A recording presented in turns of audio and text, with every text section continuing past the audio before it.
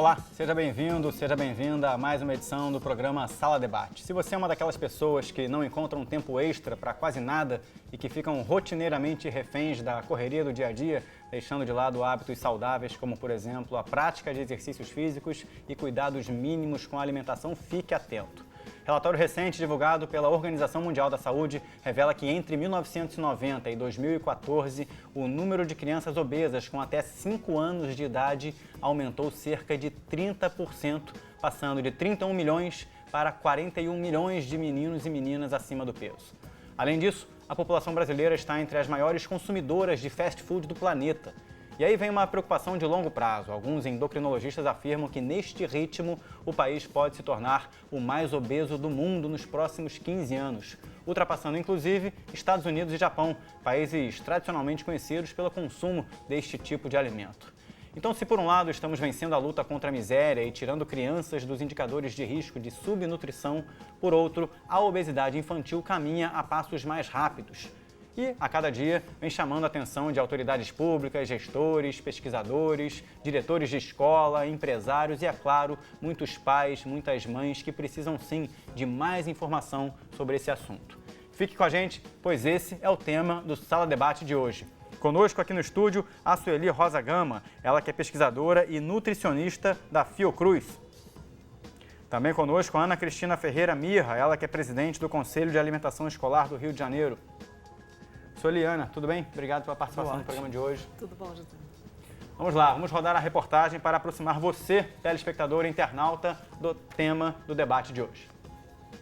De acordo com o relatório divulgado pela Escola de Negócios EAE de Barcelona, na Espanha, o Brasil está entre os maiores consumidores de fast food no mundo, chegando a movimentar 53 bilhões de reais por ano no setor. Seja por falta de tempo, hábito ou vício, a falta de cuidado com a alimentação está afetando também as crianças. Um relatório divulgado pela Organização Mundial da Saúde revela que, de 1990 até 2014, o número de crianças obesas de 0 a 5 anos de idade passou de 31 para 41 milhões, o equivalente a 6% da população mundial nessa faixa etária. E no Brasil, a situação não é muito diferente. Em 20 anos, os casos de obesidade no país mais do que quadruplicaram entre crianças de 5 a 9 anos, chegando a cerca de 16% no caso de meninos. Já entre as meninas, esse número chega a 11%. Se em casa falta orientação para as crianças, nas escolas faltam políticas públicas federais de nutrição, no controle da obesidade infantil. Apesar de o Ministério da Educação ter uma lista de recomendações sobre a merenda escolar, não há fiscalização na compra dos alimentos, que é feita de forma independente por cada município. A ausência de controle sobre o que é vendido nas cantinas escolares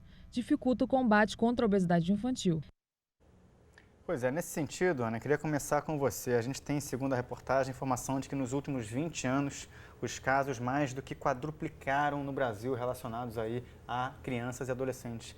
O que te traz esse tipo de informação, né? 2 décadas se passaram e a progressão dos casos foi multiplicada por 4, né? Não seguiu ali uma certa racionalidade. O que você leva a crer que justificou esses números?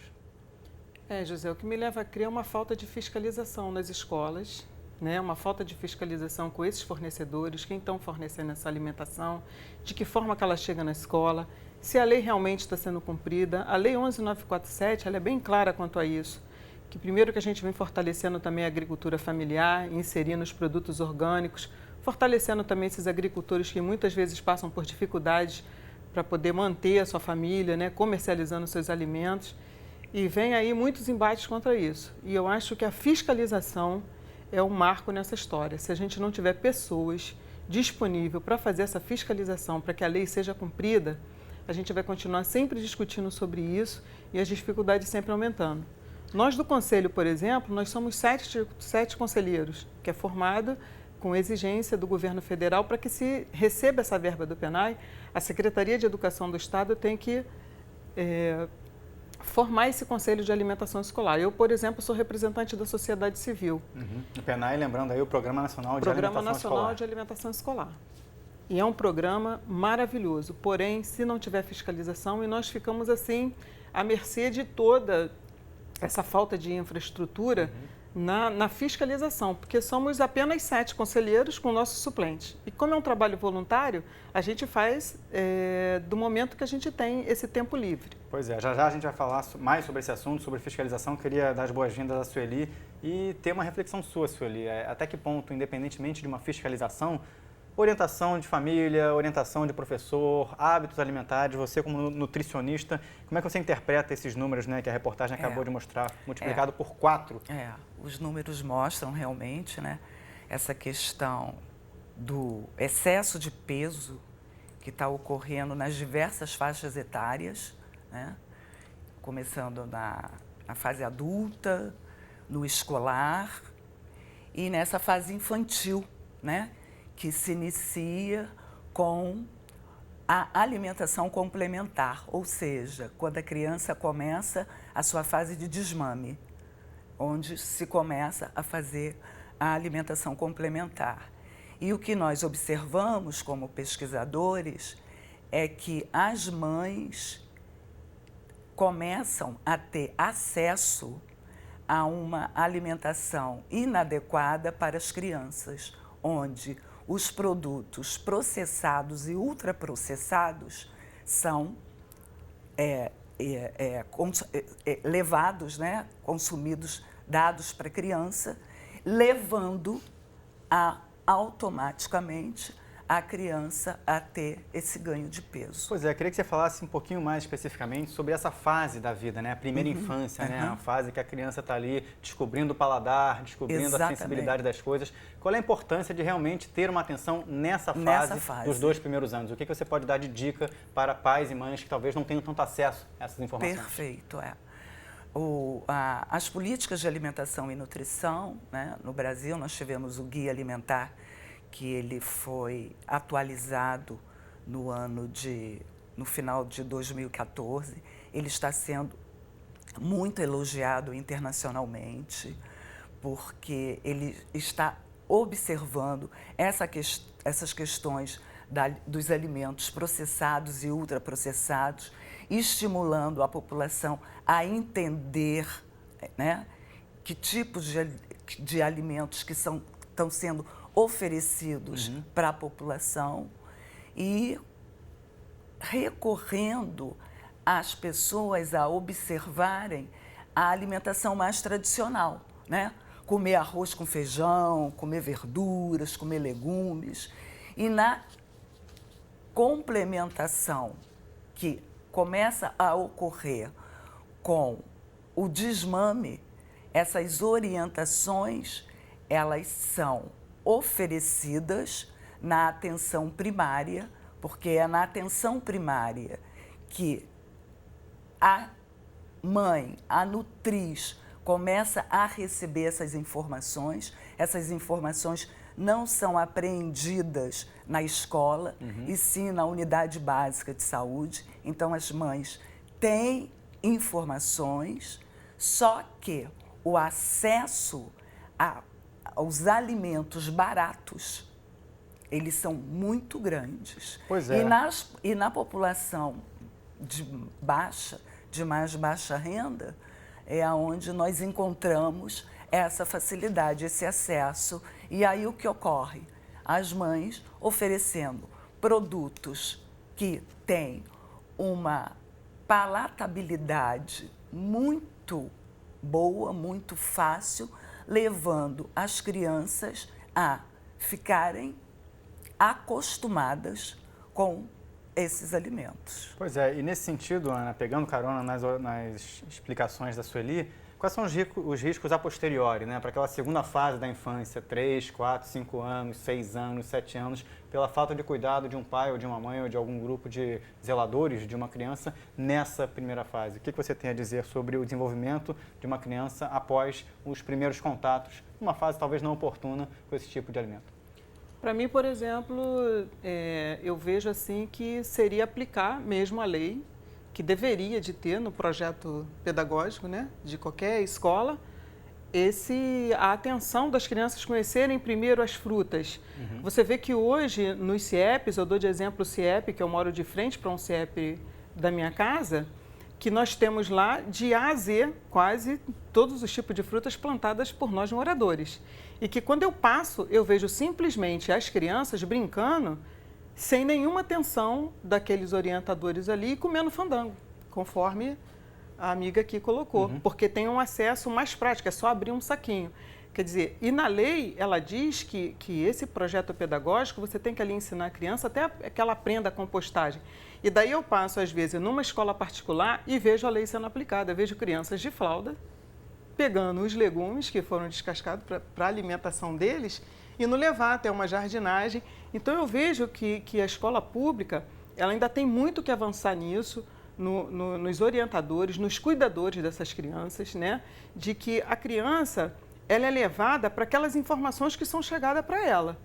E se eu não tenho esse orientador que oriente essa criança, porque ela já não tem a orientação em casa, porque as mães hoje saem para trabalhar, os pais também, para aumentar a renda familiar, então elas ficam dentro da escola.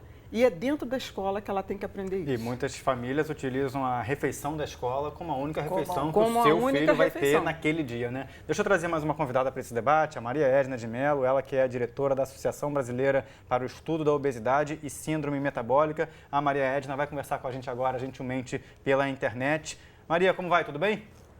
Tudo bem, alô a todos, obrigada pela oportunidade de estar com vocês. Muito obrigado a você. Maria, a gente está trazendo aqui alguns números, queria a sua reflexão sobre alguns deles, né? Como, por exemplo, esse. O Ministério da Saúde afirma que 32,3%, ou seja, quase que 3 em cada 10 crianças menores de 2 anos de idade tomam com alguma frequência refrigerante e suco de caixinha artificial. O que você tem a dizer para pais, gestores e adultos que lidam com esse tipo de informação? Esse dado é um dado que ele é extremamente preocupante, é um número assustador, mas ele acaba sendo fruto da ignorância da população com relação ao consumo de determinados alimentos e a própria orientação nutricional para crianças dessa faixa etária, né? Porque o consumo de alguns alimentos industrializados, principalmente as bebidas açucaradas, elas estão muito ligadas àquilo que a um certo tipo de status, né?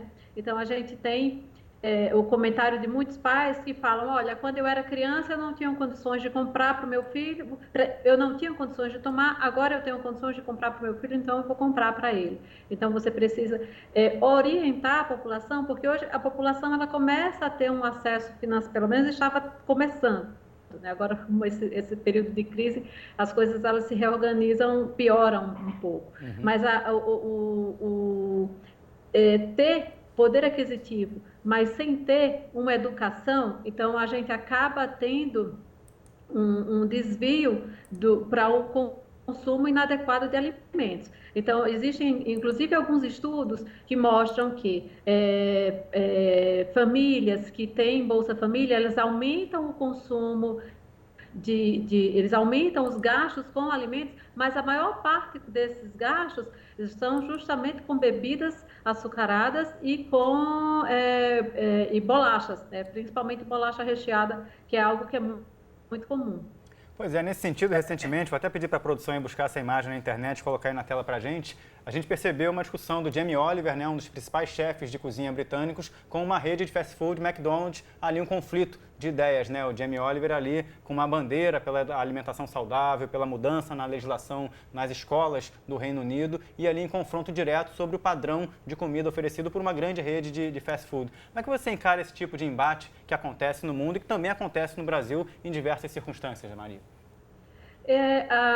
Esse tipo de embate ele acaba saindo muito na mídia, mas em termos de prática a gente não observa muito o consumidor final, ou seja, a população que deve receber a informação, ela acaba não tendo muito acesso a esse tipo de embate, né? Então esse tipo de informação não é interessante para eles e eu acho que isso é uma gotinha, né? E que no oceano e que não vai levar a uma formação melhor, né? Uma informação melhor para a população em geral, né? Então, o que a gente tem que trabalhar com a conscientização do que se deve comer, né? De melhorar as nossas refeições, de manter aquelas que já estão boas, né? A gente, no atendimento à criança e adolescente obeso, e quando a gente pensa também em prevenção, a gente não faz nenhum terrorismo nutricional, deixe de comer isso ou coma só aquilo. Então, a partir do momento que a gente aprende a comer com moderação, dentro de uma rotina padrão, mantendo o nosso arroz, feijão, a salada, os legumes e uma proteína, seja ela de peixe, de carne ou frango ou mesmo ovo. Então, a gente vai conseguir construir uma alimentação, uma rotina de alimentação adequada. Então, para as famílias, né? Isso para a gente que é da área de saúde, isso é muito claro, mas nem sempre para as famílias isso porque aí entra aquilo que você já falou, que é a questão do tempo, é a questão do corre-corre, é a questão da disponibilidade e muitas vezes a questão do preço também. Então, se a gente for ver hoje o valor, né, o preço dos alimentos, então os alimentos que são mais calóricos, eles estão muito mais baratos. Então, se você for num sacolão comprar frutas, verduras e legumes, você sai um pouco assustado com o valor os valores desses. É o famoso preço da feira, né, Maria? O preço da feira não é mais o mesmo, as famílias estão sentindo isso, sobretudo nos anos de 2015 e 2016, com esse arroxo aí no orçamento de todo mundo. Vou te pedir a gentileza de continuar aí na internet conosco, que eu vou trazer essas suas reflexões aqui para o estúdio, já a gente volta a conversar, combinado? Sueli, o que você tem a dizer sobre essa reflexão da Maria, Sueli? Aí, aproveitando essa questão do preço, né, a economia, que tem uma relação, né? Eu acho que para nós fazermos educação nutricional, a gente tem que olhar também a questão da economia. E nós tivemos uma pesquisa feita lá na Fiocruz para observar o preço do gasto da alimentação da criança e fazer uma relação com o que nós chamamos de alimentação adequada e saudável, que geralmente se diz que a alimentação saudável é cara e não se consegue, né, chegar à adequação das crianças. O que é que nós observamos? Que o preço da alimentação, do gasto da alimentação da criança foi maior que o custo de uma alimentação saudável. E como é que se deu isso? Por quê? Porque o consumo dos alimentos baratos, né, dos processados e ultraprocessados, que é a grande quantidade que as crianças usam e consomem, é uma quantidade enorme que acaba ultrapassando o preço de uma alimentação adequada para a criança. Ou seja, não só no mercado, ali no A mais B, quanto custa, mas na quantidade, né? A longo prazo, a quantidade de repetição daquele consumo. Exatamente. Então, a criança, pelo fato, ela está comendo o alimento barato, que é um alimento que não é alimento, que é um produto, né? É um produto barato, de fácil acesso, de alta palatabilidade, que não dá saciedade e que favorece a criança comer mais e mais. Então, acaba levando a um gasto alto e que a família não percebe. Então, nós observamos que 60% do gasto da alimentação com a criança é de alimentos que não são considerados saudáveis. E acabam substituindo refeições, né? Exatamente. E o que nós consideramos alimentos saudáveis, verduras, frutas, o leite nessa faixa de idade que é importante, era o gasto de verduras e frutas não chegava a 5%. Agora, Ana, sobre essa produção, né, você falou no início do programa sobre o papel das escolas, né, comparando ali a escola pública com a escola particular, o ambiente da horta. Está na lei a necessidade da merenda escolar ser feita com tantos por cento da produção do entorno da escola, uma lei que é dificilmente fiscalizada. Queria que você entrasse nesse detalhe. Você falou sobre fiscalização no início do programa, mas até que ponto a transversalidade, por exemplo, de um currículo escolar pode trabalhar melhor nas disciplinas que já existem com a questão sobre uma boa alimentação? José, eu não tenho dúvida de que vai ser na escola que vai ter que começar esse aprendizado. É claro, com a ajuda de todos os profissionais, né, dos nutricionistas. Por exemplo, no nosso conselho, a gente tem a representação do CRN4. Nós temos uma nutricionista que não atua como nutricionista no conselho, mas ela vai nas fiscalizações conosco e dali ela vê todo o processo, como é que está sendo feito, o que está sendo oferecido para essa criança. Eu costumo dizer o seguinte, que nós do Conselho de Alimentação Escolar do Estado, a gente pega um aluno já numa formação de um adulto, né? Então, nós temos em todos os 92 municípios do Estado, nós temos que ter o Conselho de Alimentação Escolar Municipal. Então, eu estava até debatendo isso hoje lá no Conselho, quando eu recebi o telefonema da Luciana, o convite, e nós estávamos conversando justamente sobre isso, que tem que ser uma incisão mais no conselho, nos conselhos municipais, que é onde eles lidam com as crianças menores. Porque ele vai chegar, esse adulto, já com essa formação. E eu não tenho dúvida que é através da escola, junto com todos os profissionais, porque o que acontece? Os profissionais da área de nutrição têm todo esse trabalho de preparar o cardápio e tudo mais, mas chega na escola, eu não tenho nem o pai nem a mãe que está fiscalizando se aquilo que está no cardápio, que foi elaborado, que você sabe como que é, né? Tão trabalhoso para elaborar um cardápio, para você elaborar um cardápio para 10, 15 pessoas, mas para 34 alunos e se você chegar no montante aí de 1.200 alunos no CIEP, quando eu vejo, não são os 1.200 que comem, mas são 400. Aí você elaborar um cardápio... significativo. Então, o que eu vejo assim também é que a sociedade civil, ela tem que se enganjar mais nisso. Pois é, vou fazer essa pergunta para a Maria. Deixa eu só trazer a pergunta para a Maria, Sueli, eu já te trago a palavra. Maria, sobre isso que a Sueli e a Ana trouxeram aqui para a gente, a necessidade de partir da escola, uma mudança no comportamento, os pais se envolverem. A gente costuma dizer aqui no Futura, que é um canal que cobre muito a área de educação, que há muito tempo se cobrava o fato do filho estar numa escola. Hoje em dia se cobra mais ainda a qualidade da escola, a qualidade da aula, a qualidade do professor. Você acha que em quanto tempo a cobrança pela qualidade de uma alimentação saudável pode vir a fazer parte de um pai, por exemplo, no acompanhamento da rotina do seu filho na escola? Ou isso ainda é uma luz bem lá no fim do túnel? Essa luz ainda é um pouco distante, até porque, assim, existem, inclusive, estudos que comprovam que quando você coloca a educação nutricional no currículo de alunos, principalmente os alunos com um pouquinho mais de idade, então, isso acaba interferindo, sim, nos níveis de obesidade daquela região, né? Mas, por outro lado, eu me coloco no lugar do aluno que já tem um mundo de novidades para aprender, porque hoje o que se ensina na escola não é exatamente aquilo que eu aprendi, né? Então, a gente tem uma carga curricular muito maior e com mais informações. Então, isso sim, em termos de saúde é benéfico, mas em termos se a gente se colocar no lugar do educador também, isso acaba sendo um pouco difícil, né? Mas que na escola deve existir sim esse movimento de mudança da rotina alimentar inadequada de toda uma população. Então, é na escola que a gente acaba juntando, né, que a gente acaba aproximando o pai, né, a criança, né, e as pessoas que convivem muito tempo com aquela criança, né, que são os educadores. Né. Tá certo, queria agradecer aí. Conclua, por favor, Maria. Mas, além da própria escola, é importante chamar a atenção para os profissionais de saúde que ainda não valorizam tanto a prevalência da obesidade infantil. Então, é fundamental que toda criança ela tenha seu peso aferido, sua altura aferida, calculado o IMC e esse IMC seja colocado na curva, que é na curva de IMC para a idade, que é a forma mais adequada de a gente fazer o diagnóstico nessas crianças. Porque se a gente não observar que existe esse problema, a gente não vai resolver o problema, já que isso não vai ser valorizado. Então, é importante que as crianças elas tenham o seu diagnóstico nutricional estabelecido periodicamente.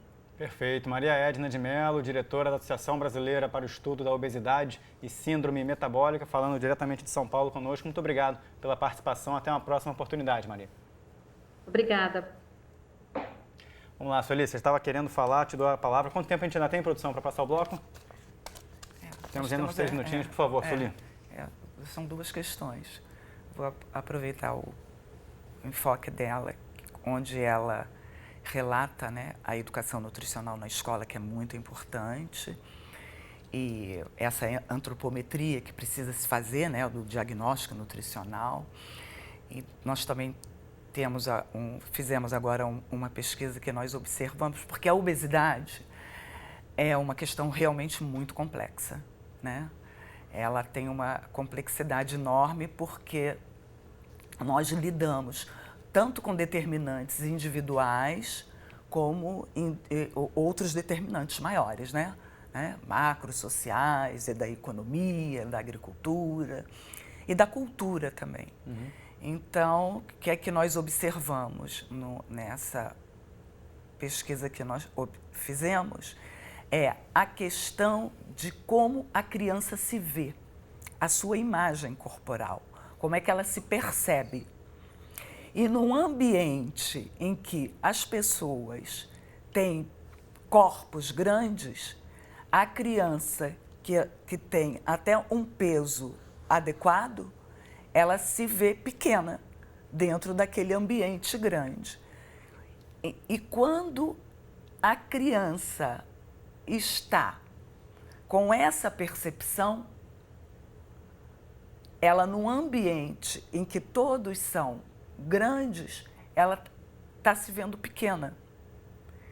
Se a criança está com excesso de peso e ela está se vendo pequena e o profissional de saúde precisa fazer uma intervenção com essa criança, ele vai ter muita dificuldade. Por quê? Por quê? Porque como é que você vai intervir numa situação que a pessoa não se vê como tal? Vamos falar sobre autoestima no próximo bloco. Eu vou trazer esse assunto para a gente desenvolver no próximo bloco. É um assunto muito importante. Nós precisamos também ter essas outras percepções. Ou seja, o profissional de saúde, ele também tem que olhar a obesidade nessa complexidade toda. Muito bem, vamos fazer um rápido intervalo agora. No próximo bloco a gente vai voltar com esse assunto que a Sueli trouxe para a gente, a questão da autoestima, da estética, do desenvolvimento psicológico de uma criança em função da sua presença no mundo. Mas antes aí trazer a foto que a produção estava buscando aí sobre a relação do Jamie Oliver, chefe de cozinha inglês, e a rede de fast food McDonald's. Justamente está aí, a Jamie Oliver prova que McDonald's não produz alimentos adequados para consumo. Uma briga aí judicial que está acontecendo há anos na Europa e que também voltou à carga esta semana com mais um capítulo. O Sala Debate volta em 2 minutinhos falando hoje sobre obesidade infantil e a relação do Brasil com as políticas nesse setor. Até já!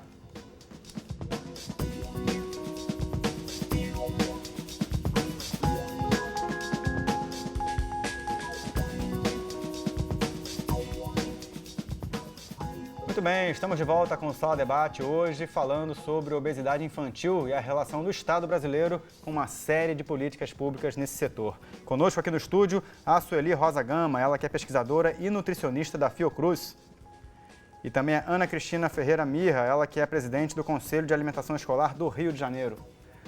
Nós vamos direto agora receber mais uma convidada nesse programa, é a Estela Renner, ela que é diretora do documentário Muito Além do Peso. A Estela está com a agenda um pouco apertada, gentilmente esperou um pouquinho para participar do programa hoje, eu já te agradeço, Estela. Tudo bem com você? Oi, tudo bem? Eu estou te ouvindo um pouco baixo. Vamos lá, vou tentar falar um pouquinho mais alto, o pessoal aqui da produção vai melhorar a qualidade do som para você. Estela, me fala um pouquinho da sua intenção em fazer um documentário como esse, em 2012, né, o Muito Além do Peso. A gente vai trazer aí depois algumas questões relacionadas ao documentário, mas quais foram as suas intenções primárias ao produzir uma obra como essa e o que você tinha como objetivo? Bom, a minha intenção enquanto cineasta é fazer filmes que ajudem o mundo a ficar um pouquinho melhor. Ou ajudem a pessoas que já fazem um trabalho nesse sentido a aparelharem essas pessoas com ferramentas audiovisuais para que elas possam trabalhar. Então, na época que eu fiz um outro filme que chama Criança, Alma do Negócio, que era sobre os efeitos da publicidade dirigida à criança, eu percebi que não era um fenômeno só estadunidense, que as crianças não reconheciam mais as frutas e os legumes. Era um fenômeno que acontecia também aqui no Brasil, e isso foi uma informação que me chocou muito, foi uma experiência que me chocou muito. E quando eu estava resolvendo qual que ia ser meu próximo filme, e eu me deparei com essa informação grave de que crianças com 9 anos, crianças com 8 anos, 4 anos, já têm um diagnóstico de doenças de adulto, crianças de 4 anos com dores nas pernas por causa da obesidade, ou de 9 anos com hipertensão, diabetes tipo 2, colesterol alto. eu e a minha equipe, a gente pensou, esse filme precisa ser feito e precisa ser feito logo, porque 1/3 das crianças estão com obesidade e sobrepeso, e imagine a quantidade de profissionais de saúde que não tem que lidar com essas crianças todos os dias, famílias sofrendo, as crianças sofrendo demais, e a gente acha que a ferramenta audiovisual ajuda muito, não só as famílias, mas também em políticas públicas. Então, foi a partir da emergência do tema que fez com que a nossa produtora focasse sua atenção em 2012 nesse tema. Pois é, e nesse sentido, de lá para cá, né, de 2012 para 2016, Estela, o que você percebeu de oportunidades para debater esse tema em fóruns, seminários, em levar esse tema para pais e mães que tenham talvez pouca informação sobre o assunto, escolas que precisassem aí, como a gente discutiu no primeiro bloco do programa, respeitar a legislação e ter parte da sua merenda feita pelos produtos da agricultura familiar no entorno da escola? O que você percebeu de oportunidades que você pôde ter nesses últimos 3, 4 anos após a divulgação do filme e a participação em ambientes de debate? Bom, eu percebi que o filme, ele era um filme muito esperado, né? É como se tivesse uma panela de ebulição ali pronta para explodir e o filme fez essa explosão acontecer. Por quê? Porque, de repente, começou a se falar muito sobre a obesidade infantil. Antes, como é um problema multifatorial, ele vem de muitos fatores, falava-se de uma forma meio isolada e, de repente, o filme trouxe todos os assuntos para os mesmos 80 minutos, porque eles estão todos interligados. Então, a nível micro, o que eu recebo? Eu recebo no meu Facebook até hoje e-mails de pais e mães agradecendo a nossa equipe por ter feito o filme. E, quando a gente fala de políticas públicas, a gente entende que, por exemplo, a Prefeitura do Estado de São Paulo lançou um prêmio que chama Muito Além do Prato para as merendeiras de escolas públicas. Muitas escolas proibiram a venda de refrigerante nas escolas, reconhecendo que a cantina escolar também é uma oportunidade didática de trazer educação alimentar para as crianças. Muitas escolas assistem o filme, faz parte do currículo do 8º ano e do 7º ano, assistir o filme e debater sobre o filme. E, enfim, a gente teve já uma reunião com a ministra Tereza Campelo, do Desenvolvimento Social com a Baixa Fome, onde ela tem toda a intenção de distribuir dentro do Bolsa Família 14 milhões de cópias do Muito Além do Peso, que a gente está dublando esse ano, né? Porque até então ele estava legendado, as partes que tinham especialistas falando em inglês. Então, realmente foi um divisor de água, eu acho, no assunto. E em relação à mídia, por exemplo, saiu uma matéria no Fantástico, então só isso já é um canhão, né? Que de repente a gente vê 20 e poucas milhões de pessoas assistindo ao mesmo tempo, falando, reconhecendo que ele é um problema, não é um problema. A criança não é obesa porque ela quer, né? A criança não é obesa porque os pais querem que ela seja obesa. É um problema que saiu já do nível familiar. Ele é uma questão que tem que ser discutida a nível de políticas públicas. Eu acho que o filme trouxe essa emergência, ajudou a trazer, pelo menos. E só para a gente poder encerrar sua participação, Estela, se você pudesse fazer uma síntese de toda a complexidade que é o tema obesidade infantil, mas pela tua experiência ao produzir uma obra audiovisual como essa, algo te trouxe mais o sinal de alerta, fora todos os itens que a gente sabe que é uma lista muito grande, com os personagens que você teve a possibilidade de conviver com? Você está querendo que eu dê uma mensagem para pais, por exemplo? Não, a pergunta não foi essa. A pergunta foi se você teve alguma experiência com o seu público, com que você fez entrevistas, que te trouxe ali alguma percepção de um sinal de alerta mais importante sobre a obesidade infantil.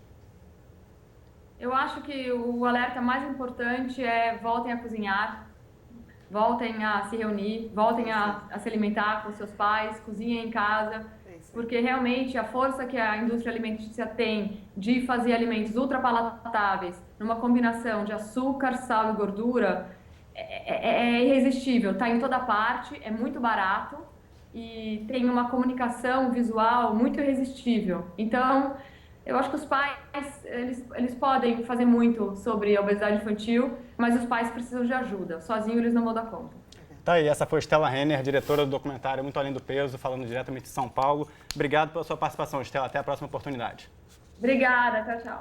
Vamos lá, Sueli, vamos dar sequência aqui ao debate. Daqui a pouquinho a gente vai rodar algumas imagens. O que você tem a dizer sobre propostas como essa, né? De ter ali, ampliar a discussão a partir da produção de outras histórias.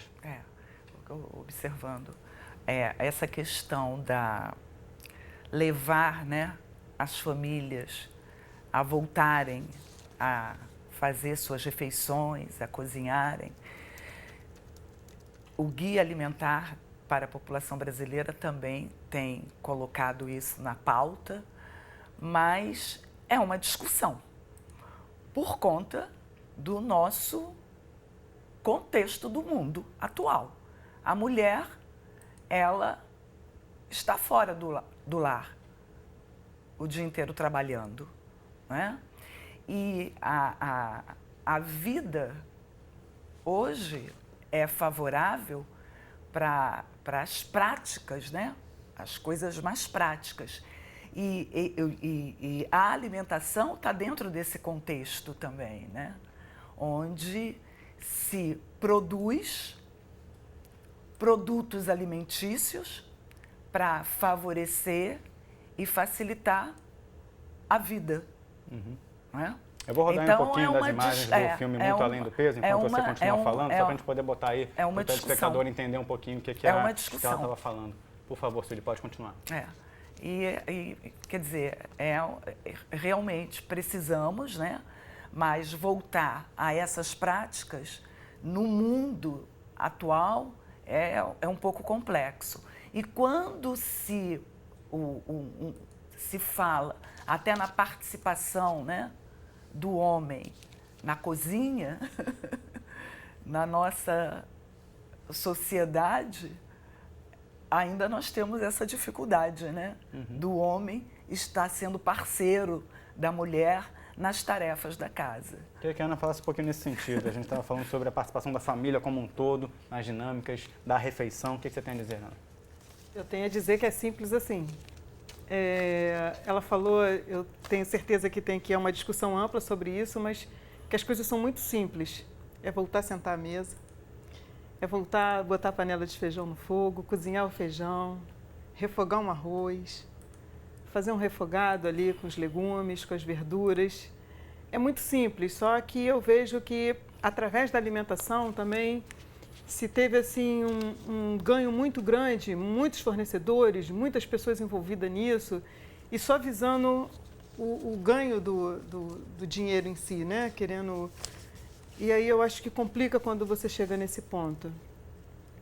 Mas eu continuo insistindo que eu concordo ali com a Estela, que através da escola, junto com você trazendo os pais para a escola, aquilo que tinha antigamente, reunião com os pais, a gente ainda acontece isso em algumas escolas ali em Sepetiba, a gente ainda tem esse encontro com os pais que se reúnem pelo menos 2 vezes na semana e tem esse debate e você vê que tem resultado nessas escolas. Então, acho que tem que partir daí, das coisas mais simples, de realmente se sentar à mesa, voltar a se sentar à mesa. E hoje, com todo esse meio de comunicação, com a internet, com todas essas redes sociais que tem por aí, as pessoas não estão nem conversando mais, estão se falando, estão sentados no restaurante, estão sentados à mesa, mas ainda estão ali. E eu acho que as coisas simples têm que voltar a ser realizadas. Então vamos falar um pouquinho sobre o outro lado da moeda, né? Um dos outros lados, né, dessa situação tão complexa, que é o Brasil caminhar ali a passos largos como um dos países mais consumidores de fast food.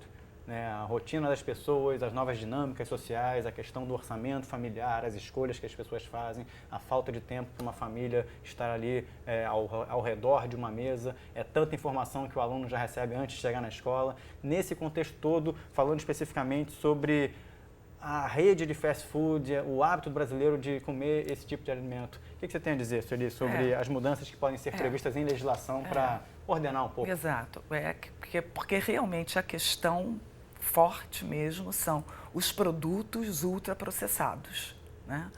Que são os produtos fáceis, baratos, que estão disponíveis a qualquer momento, a qualquer instante, para ser comido a qualquer hora e que tenha grande durabilidade. Então, é uma competição desleal de um produto ultraprocessado com uma fruta.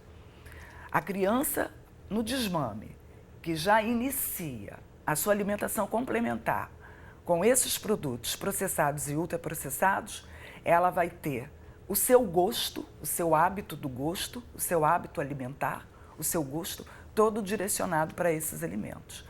Para depois colocar uma fruta para a criança vir a consumir e gostar, é realmente uma competição desleal. Concorda? Concordo plenamente. O que fazer então para melhorar aí essa briga de foice, né? Já que você concorda plenamente. Eu concordo plenamente com isso que eu acabei de te falar. Eu tenho experiências, né, não é conto de fadas, é que eu vivo isso dia a dia. Eu chego em escola, como eu já te disse, a gente fiscaliza a alimentação escolar do ensino médio, né, do aluno mais adulto. Então, eu tenho escolas que é oferecido uma salada de frutas com 5 qualidades de frutas diferentes. E as crianças não comem? Não, eles comem, os adultos comem.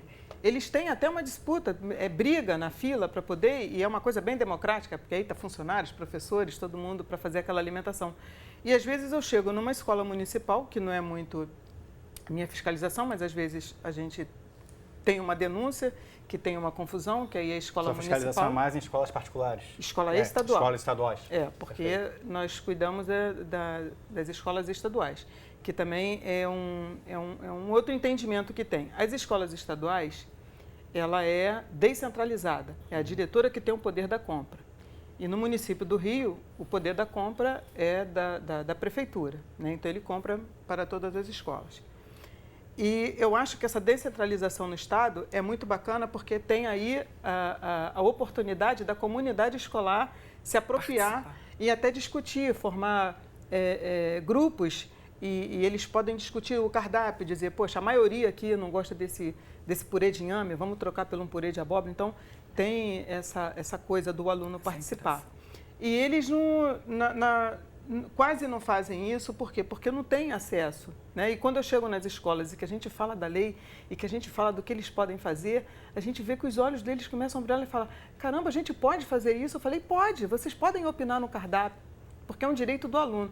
Então, eu acho que essa informação também é uma coisa que tem que chegar muito para esses alunos, para os pais dos alunos. Eu ainda não vi esse caminho ser percorrido. Eu vejo uma série de coisas a serem feitas, me desculpa, tá? Eu vejo uma série de coisas, mas esse caminho, eu ainda não vi ele ser percorrido. E eu gostaria muito que esse caminho fosse percorrido para a gente ver. Nós fomos por esse caminho, está dando certo. Ou não está dando certo, vamos fazer um retrocesso, vamos voltar de novo.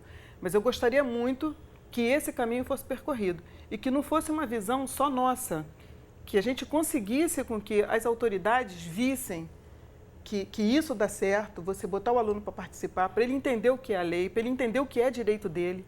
Pois é, nesse sentido, Sueli, a Ana está complementando aqui, você trouxe essa informação no bloco anterior sobre a percepção do estudante, a percepção do adolescente, a percepção da criança. Queria que você desenvolvesse mais um pouco esse ponto de vista para ver se a gente pode também ter uma percepção de como quem está consumindo algum tipo de produto processado tem a capacidade de interpretar esse consumo ou não. Ainda é algo muito intangível. Eu acho que ele tem a percepção que tem a percepção que está consumindo e não consegue mudar para outro, porque o produto ultraprocessado, esses produtos alimentícios, eles têm um poder de dependência, eles criam vício, né? Então, é aquela história, entre o biscoito recheado e a maçã, quando que a criança vai escolher a maçã? Gostoso, palatável, disponível a qualquer hora, a qualquer instante. Docinho. Doce.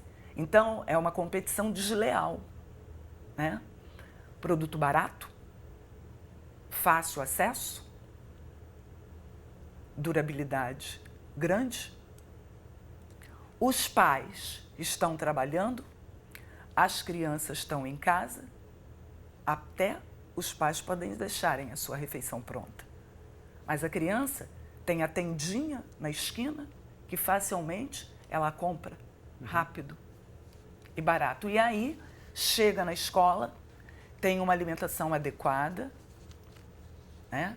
Que as escolas do ensino fundamental, eles trabalham com cardápio adequado, alimentação perfeita, e a criança acaba não consumindo. Vivendo que foi o que nós dois mundos, né? Que a pesquisa observou, que nós temos um estudo de coorte de 2004 a 2012, e nós observamos que, em 2004, nós tínhamos 73% das crianças comendo na escola, em 2012, caiu para 43%. Olha, essa é uma informação importante. Segundo o estudo da Fundação Oswaldo Cruz, de 2004 a 2012, de 73% 3% de crianças comendo na escola, esse número caiu hoje em dia para uma faixa dos 40%. Em 2012, em 42%. A nossa amostra não é uma amostra representativa da população. Sim. É uma amostra pequena. Mas é um extrato, mas um é uma caso amostra, específico. Mas é uma amostra, tá? Numa faixa de idade escolar, onde a criança está criando hábitos, né? Que a escola ela é uma formadora de hábitos. E na alimentação, principalmente. Então, ela está formando hábitos. E o que nós observamos? Que acaba não se formando, porque é desleal. É realmente desleal. Políticas precisam ser, né, tomadas. O que é que nós observamos? No México, por exemplo, eles estão com políticas de taxar, né, alguns produtos. Por exemplo, os refrigerantes estão sendo taxados. Né? Não sei se seria a melhor forma, mas outras instituições, né? A economia precisa ser olhada. A gente olha as questões das políticas públicas, nós olhamos as questões da agricultura, com esse estímulo da agricultura familiar. Pois mas nós precisamos... são estímulos que poderiam aumentar com os agricultores familiares em diversas regiões? É claro que isso às vezes fica muito abstrato falar da agricultura familiar no âmbito comparativo ao lobby de uma indústria que está ali. Mas também, não é justamente... E para cumprir, é claro que você já falou de fiscalização, da questão da postura, mas no âmbito da discussão como, por exemplo, agricultores familiares, para que se empoderem mais e que possam trazer novas discussões, qual o caminho que poderia ser traçado no seu ponto de vista, Ana? Com essa parcela da população que produz no campo? É justamente isso que eu te falei, é seguir o caminho da simplicidade. É estar indo de encontro a esses agricultores, é conversando com eles, atendendo às necessidades deles, que são muitas. Né? Você vê várias coisas acontecendo ao mesmo tempo, fontes de água se secando, ele tendo dificuldade para poder irrigar essa terra. A gente tem aqui, eu tenho experiências assim maravilhosas, como pode citar nomes, né? O seu Arnaldo ali do Viegas, em Bangu, que ele produz caqui e as crianças e os nossos alunos não tinham o hábito de comer caqui. E daí ele formou os 2 filhos, eles foram para São Paulo, ele comprou equipamento, hoje ele faz o caqui passa. E quando eu falo sobre isso, no meio que eu convivo, as pessoas desconhecem isso. E eu fico vendo assim, caramba, são coisas assim, são projetos, coisas maravilhosas que pode estar inserido, mas a coisa fica ali fechada, não sai dali. Porque entra para uma discussão, isso vai... A gente participa das conferências, né, estaduais, que teve aí agora do Conselho de Segurança Alimentar e Nutricional, mas a coisa é uma demanda assim tão grande, mas demora a passar, demora a ser discutida. Então é uma demora tão grande e que as crianças estão crescendo num ritmo muito acelerado. Ou seja, a gente tem que fazer... Essas políticas, elas são tão demoradas, tem tantas discussões desnecessárias, que eu digo que o simples assim, você voltar a viver com uma simplicidade, é muito mais fácil do que você ficar numa mesa debatendo aquilo, que demora para fazer uma cartilha, para isso e aquilo. Quando você vê, o aluno cresceu. A gente tem alunos que não sabem, quando você leva, que eu mostro para eles, olha aqui o que você está comendo. Quando eu mostro a quantidade de sódio, sabe o que eles dizem? Eu nem sabia que tinha isso daqui. A letra é tão pequena.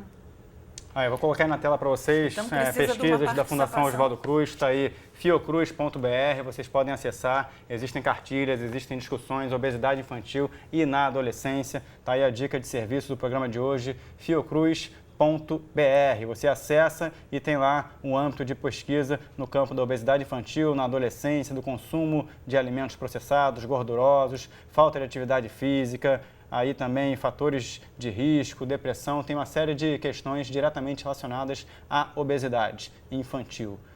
Outro serviço agora, diretamente relacionado a você que assiste o Futura, a partir do dia 26 de fevereiro, o canal Futura, para você que acessa o Futura via parabólica, o canal Futura vai passar a oferecer um sinal digital na sua parabólica. Então você que sintoniza aí o Futura via parabólica, fique ligado, pois a partir do dia 26 de fevereiro, o Futura deixa de exibir o seu sinal analógico e passa a exibir aí, ó, isso aí que está na tela, o seu sinal digital. No site do Futura você tem mais informações sobre esse assunto, futura.org.br. Você pode acessar aí e descobrir o que você tem que fazer na sua região, conversar com a assistência técnica da sua região ou procurar se na sua casa, na sua residência, você já conta com um conversor digital, tá bom? 26 de fevereiro, essa é a data. Vamos ter agora as considerações finais. Ana, obrigado aí pela participação no programa de hoje. Suas considerações finais sobre esse tema obesidade infantil. Eu que agradeço. Gostaria de deixar o contato para as pessoas que quiserem procurar o Conselho de Alimentação Escolar. Nós funcionamos na Rua da Ajuda, número 5, 5º andar. Nossos telefones é o 21-2333-0605 e o 984-960507. Ninguém tem bola de cristal para saber o que está acontecendo na sua escola. E para quem não mora no Rio de Janeiro, alguma dica de consulta para o trabalho de vocês na internet, algo do gênero? Não? É o caia@educacau.rj.gov.br. É só mandar um e-mail que nós vamos até essa escola, nós vamos estar lá conversando, discutindo com o diretor, levando a nossa experiência, né, de como preparar um bom prato para servir esse aluno, conversar com esse aluno, tratar eles como ser humano, como deve ser tratado, com carinho, que muitas das vezes esses pais que você tanto falou que não tem mais tempo, ele não tem tempo nem de conversar com seu filho. Às vezes o professor, ele acaba sendo o amigo, aquele que sabe até as datas mais importantes, que às vezes o pai ou a mãe... Conhece bastante coisa, né? É verdade. Sueli, obrigado pela participação, suas considerações finais. Eu também tenho a agradecer, né, a participação aqui no programa. Nós estamos lá trabalhando junto com a comunidade, junto com a estratégia da saúde da família, né? E com isso, né, nós conseguimos ou fazemos com que a comunidade, a população do entorno tenha um entendimento e uma compreensão melhor das questões não só relacionadas à nutrição, mas à saúde. Legal. Ana, Sueli, obrigado pela participação no programa de hoje. Até uma próxima oportunidade. A você de casa, meu muito obrigado pela companhia, pela audiência. Lembrando que o Sala Debate reprisa aos domingos, às 9 da noite e também fica disponível nos nossos canais da internet, sobretudo aí no YouTube e no site do Futura. Até a próxima, pessoal. Tchau, tchau.